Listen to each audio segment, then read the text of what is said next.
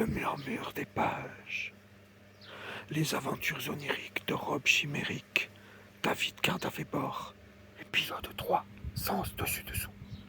Rob commençait à peine à trouver le sommeil.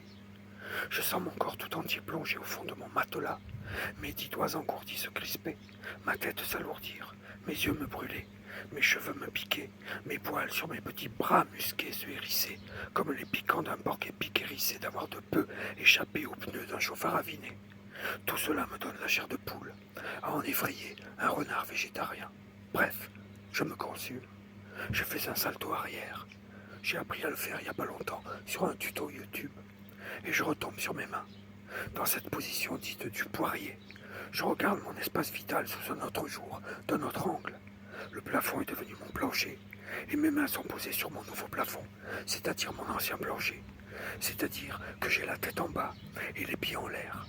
Mais vu que je vois le monde à l'envers, autant dire que j'ai la tête en haut, les mains au plafond et les pieds dans le vide. Je n'ai rien compris. Je marche sur les mains, en gros. Je défie les lois de la pesanteur, c'est génial. Je sors de mon appartement, je descends les marches de mon vieil escalier que vous connaissez, sur les mains, et je m'aventure dans ma rue, sur les mains toujours.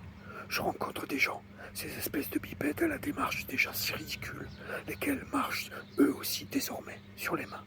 Des enfants qui reviennent de l'école, le cartable sur le dos, en se disant des blagues débiles et en criant des insultes sur leur mère, la tête en bas sur les paluches.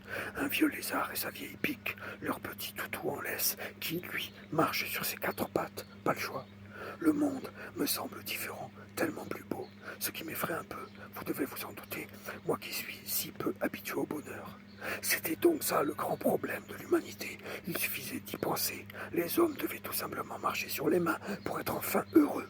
Le monde marche sur la tête depuis le début de la création. Désormais, il marchera sur les mains et plus rien ne sera comme avant.